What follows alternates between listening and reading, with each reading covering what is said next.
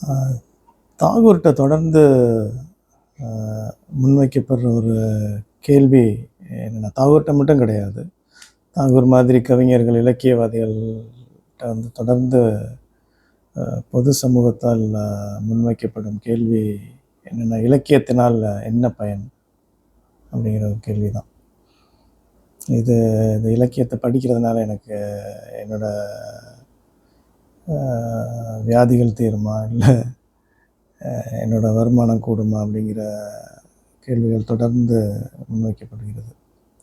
இத தன்னோட ஒரு கட்டுரையில தாகூர் வந்து இத பத்தி ஒரு சின்ன குறிப்ப கொடுத்திருக்கிறார். எப்போதும் போல தன்னோட உபநிடதங்கள்லேருந்து அதுக்கு ஒரு ஒரு விளக்கத்த எடுத்து இதுக்கு கொடுத்துருக்கிறார். இது இந்த உற்று நோக்கும் பறவை அப்படிங்கிற ஒரு ஒரு ஒரு படிமம் வந்து உபநிடதத்தில் மிக பிரபலமான ஒன்று. அதாவது அகத்துக்கும் புறத்துக்கும் அல்லது ஆன்மாவிற்கும் உடலுக்கும் உள்ள தொடர்பை பற்றி பேசக்கூடிய ஒரு உருவகம் அது. அதாவது ஒரு மரக்கிளையில் வந்து 2 பறவைகள் இருக்குது.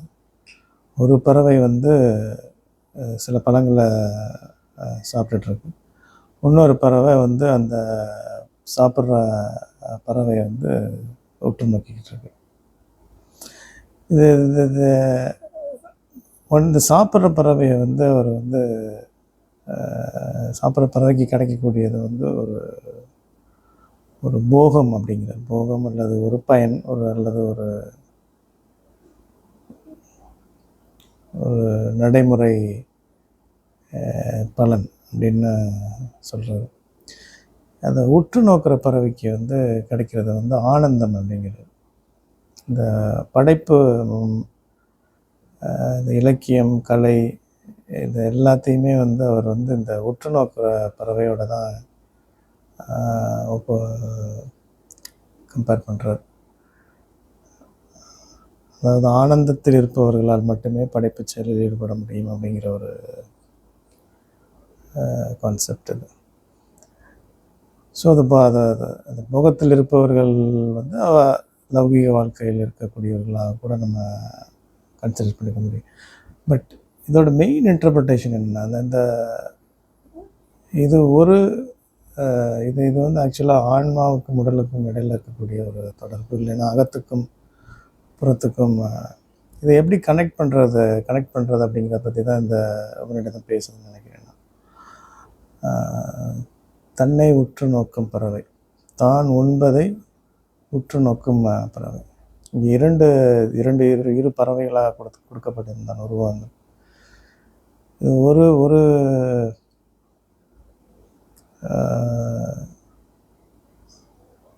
ஒரு மனித உடலின், அதாவது ஒரு மனித அமைப்பின் வேறு கூறுகள், ஒரு மனிதனோட இரண்டு கூறுகள் அப்படின்னு சொல்லலாம். ஆன்மா, உடல் அல்லது அகம்புறம் அப்படின்ட்டு. இது ஆக்சுவலாக அந்த இலக்கியத்துக்கு இருக்கக்கூடிய பெரிய சவால். தாகூர் வந்து ஆனந்தத்தில் திளைக்கக்கூடியவர்கள். ஆனந்தம்ங்கிறது வந்து தன்னை தானே உற்று நோக்க தெரிந்த ஒரு மனத்தால் மிக படைப்பூக்கம் கொண்ட செயல்களில் ஈடுபட முடியும் அப்படின்னு அதை எடுத்துக்கணும். இலக்கியம்னு கிடையாது, தன்னை உற்று நோக்க தெரிந்த ஒருவரால் ஒரு படைப்பூக்கமிக்க செயலில் வந்து ஈடுபட முடியும் அப்படிங்கிறத நான் இன்டர்பிரட் பண்ணிக்கிறேன். ஆனால் இந்த கவிஞர்களுக்கு வந்து மொத்தமாக அந்த இலக்கியவாதிகளுக்கு இருக்கக்கூடிய பெரிய சவால் இந்த அகத்தையும் புறத்தையும் எப்படி இணைக்கிறது அப்படிங்கிறது. இணைக்கும் பொழுது தான் அந்த படைப்பூக்கம் கொண்ட ஒரு செயலாக வந்து எதுவுமே வெளிப்பட முடியும். இந்த இரண்டையும் வந்து சேர்த்து பார்க்குறதுக்கு தொடர்ந்து இவர்கள் வந்து தங்களுடைய இலக்கியம் இல்லையா முயற்சிகள் எடுத்துக்கொண்டே இருக்கிறாங்க. அப்படி சமீபத்தில் அப்படிப்பட்ட ஒரு ஒரு கவிதை வந்து நான் பிடிச்ச அந்த கவிதையை நான் வாசிக்கிறேன். சரேலென பறந்து சரிந்து இறங்கி நிலைத்த நீரின் மேல் நின்றது ஒரு நிறமற்ற பறவை. அழகில் அழகு பொருத்தி அலைகளில் ஆடும் தன்னை அது அறிந்து விட்டு சென்றது.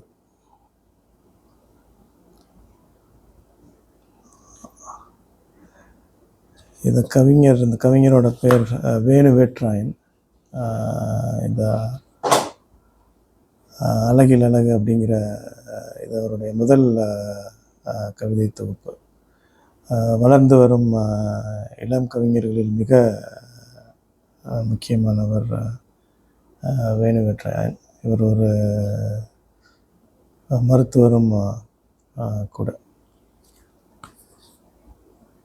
இந்த கவிதையை திரும்ப நான் வாசிக்கிறேன். சரேலென பறந்து சரிந்து இறங்கி நிலைத்த நீரின் மேல் நின்றது ஒரு நிறமற்ற பறவை.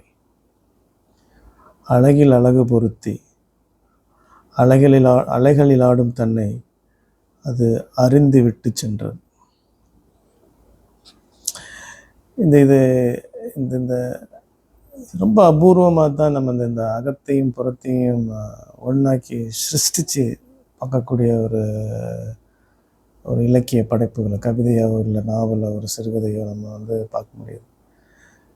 எனக்கு இந்த தாகூரோட அந்த உபநிடதத்தோட எக்ஸ்பிளனேஷன் படிச்சுட்டு இந்த கவிதையும் படிக்கும் பொழுது அந்த அது எப்படி ரெண்டு பறவையும் எப்படி ஒன்றாகிறது அப்படிங்கிறத ரொம்ப அருமையான இந்த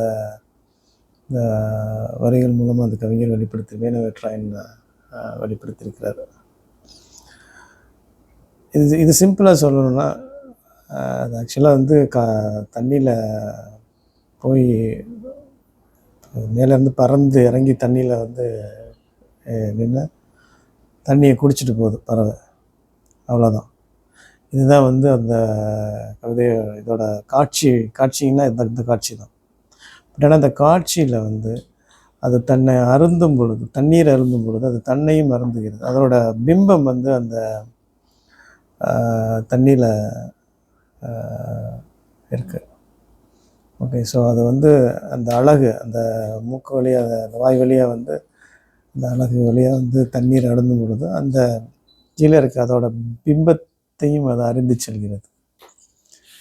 ஸோ கிட்டத்தட்ட இது வெளியில் இருக்கிற பறவை அகம், வெளியில் இருக்கிற பறவை புறம், அந்த பிம்பம் அகம் அப்படின்னு நம்ம கம்பேர் பண்ணி பார்த்துக்கலாம். அழகில் அழகு பொருத்தி அழகில் ஆடும் தன்னை அறிந்து விட்டு சென்றது.